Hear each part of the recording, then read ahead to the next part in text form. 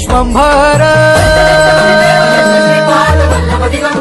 निराकार गुरु गुरु रे निर्गुण गुरु सृष्टिकर गुरु विश्वंभर गुरु विण नो हे साधु मुनि जन गुरु विण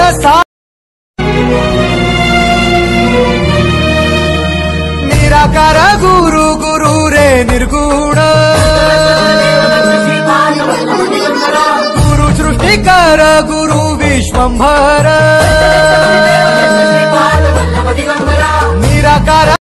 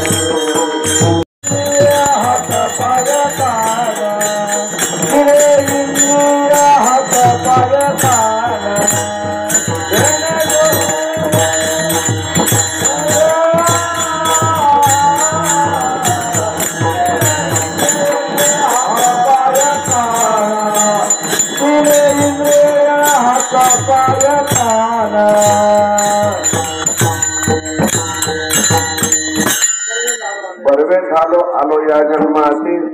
जोड जोडली मनुष्य देहा ऐसे महालाभाचे उत्तमराशी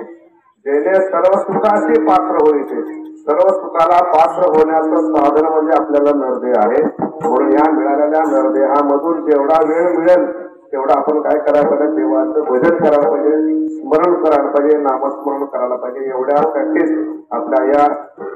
संस्थेवरच्या अमराईमध्ये अनेक वर्षापासून या ठिकाणी दत्त जयंतीचा आपण उत्सव साजरा करतो या वर्षी या भागातील तरुण मंडळीने उत्साह दाखवला आनंद वाटला वर्गा आयुष्यात आनंद म्हणजे हाच वर्गा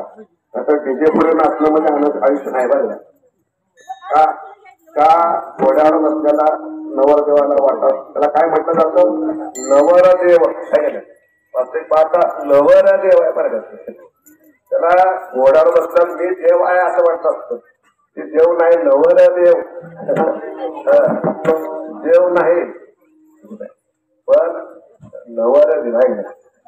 पण तिथं नाचण्यापेक्षा हा जो भक्तीचा आनंद आहे त्या भक्तीचा आनंद घेण्यासाठीच आपल्याला आयुष्य मिळालं आहे आणि हे श्रीगुरूंच्या सानिध्यातून आपल्याला काय करायचं पाहिजे तर जसं आपल्याला एखादा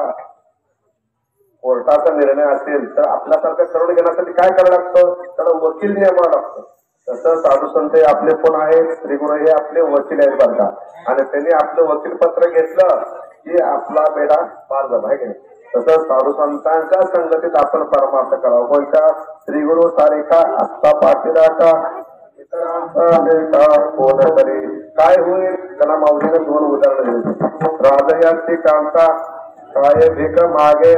मनाच्या जोगेश जी पावे मला सांगा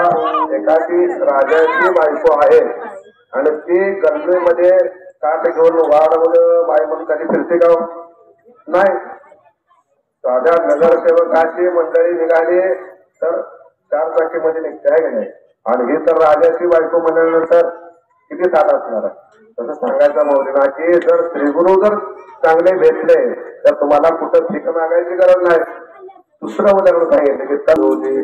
कल्पतरू हा वृक्ष असा आहे की समुद्र मंथनामध्ये हा त्या झाडाखाली बसल्यानंतर आपण जी कल्पना करेल ते फळ मिळतं बरं का की आपण काय मागे मी कधी उच्चार माझा होईल असे विचार ज्याच्या अंतःकरणात आहे त्याला काय कमी पडणार नाही बरं त्याला त्या ठिकाणी ते श्रीगुरु देत जातील कल्पनलो कळमटी जोपणे वैसला काय होणे त्या